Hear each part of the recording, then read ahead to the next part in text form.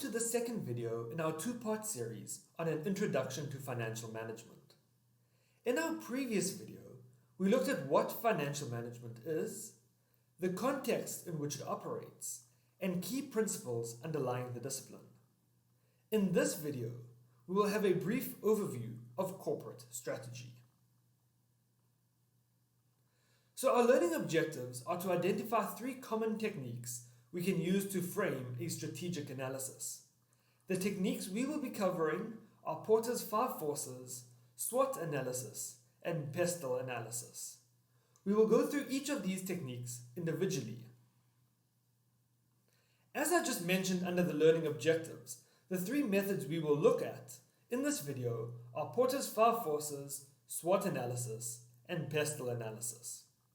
There are other methods as well, and we will identify some of these at the end without going into detail. Let us start off with Porter's 5 forces. What are these 5 forces? First, we have the level of rivalry. Second is the existence and threat of substitutes. Third is the threat of new entrants. Fourth is the bargaining power of customers. And finally, the bargaining power of suppliers. When we look at the level of rivalry, some of the things that we would consider would be the number of competitors in the industry growth rate, the existence of exit barriers, the switching costs for customers, the level of product differentiation, the existence of spare capacity, and if the products are perishable. Looking at these considerations, things that would decrease rivalry would be the low number of competitors, high industry growth, low exit costs, high switching costs, high product differentiation, low spare capacity, and low perishability. The opposite of these would increase rivalry. Considering the threat of substitutes, we see that substitutes are products from outside the industry, but they perform a similar function to our products. Substitutes restrict our ability to raise prices. Key considerations here are the number of substitute products available, the customer's propensity to switch to a substitute product, the switching costs to the customer, the price of the substitute product, and how well the product performs. For the threat of new entrants, we need to consider barriers to entry. Barriers to entry prevent new competitors from entering the market and taking away our customers. Possible barriers to entry include economies of scale, government and legal barriers, specialized knowledge, capital requirements, patents and licenses, access to distribution channels, and consumer switching costs. Considering customers' bargaining power, one of the factors we need to consider is the number of customers. If there are many suppliers, but only a few customers, then the customers can easily change between suppliers, giving the customers a higher bargaining power.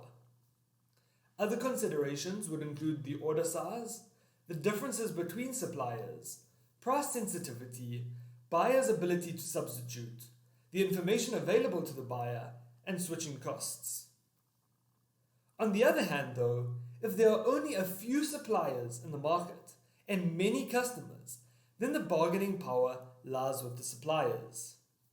Other considerations in determining the supplier's bargaining power would again include differences between suppliers, the buyer's ability to substitute, the information available to this buyer, and switching costs. Let's move on to SWOT analysis. SWOT stands for Strengths, Weaknesses, Opportunities, and Threats. Strengths and weaknesses are generally considered internal factors. These are the result of organizational decisions under the company's control. We want to make the most of our strengths while avoiding our weaknesses. Strengths represent things we are good at. We need to consider what our customers say we do well and any unique skill sets of our company. Examples could include strong brands, good customer loyalty programs, and strong distribution channels. On the other hand, weaknesses are areas where we can improve. These can be identified by considering what customers complain about, or seeing if we have any shortages in resources or staffing. Examples could be a lack of skills, weak brands, unreliable suppliers, or old equipment. Opportunities and threats are then generally considered external factors. These are factors that are outside the company's control. Therefore, we need to make sure we respond appropriately.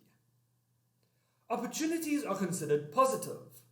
There are elements in the environment that we could exploit to our advantage. It could be issues like new technological advances, changes in consumer tastes, or the opening up of new markets. Threats, on the other hand, are considered negative. There are elements in the environment that can cause us problems. Maybe changes in technology will make our products obsolete. Maybe markets are closing off, or consumer tastes are changing away from our products. There are two stages of action after completing your SWOT analysis. First, you want to match your strengths with your opportunities.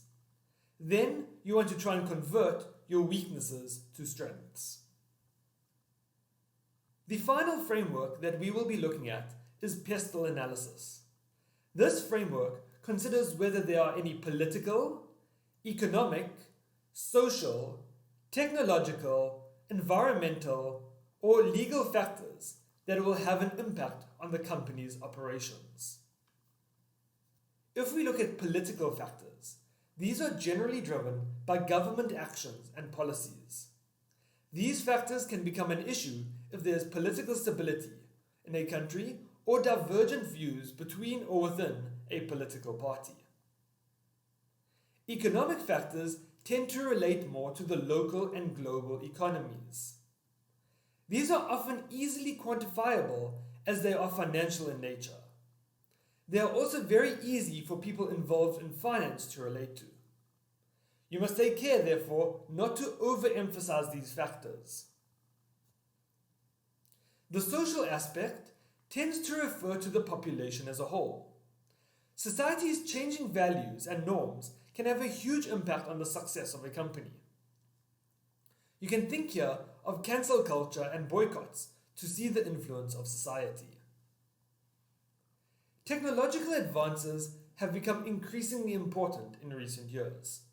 You will see technology all around us on a daily basis, and the speed of disruption is currently unprecedented and only likely to increase.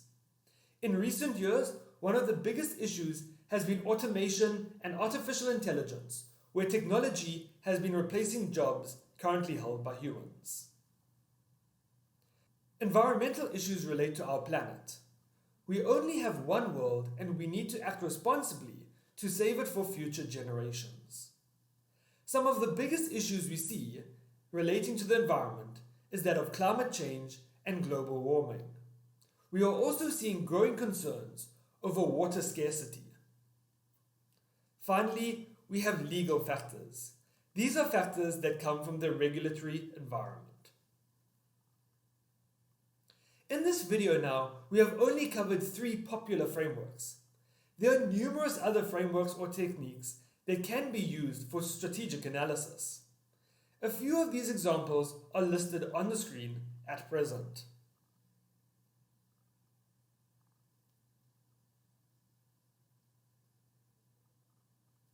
Before we end this video, let us wrap up by looking at 2 strategies for generating competitive advantage. Our first strategy is cost leadership. Here we focus on lowering a product's cost. A low cost helps us to cut selling prices and deter new entrants to the markets because they will be less profitable.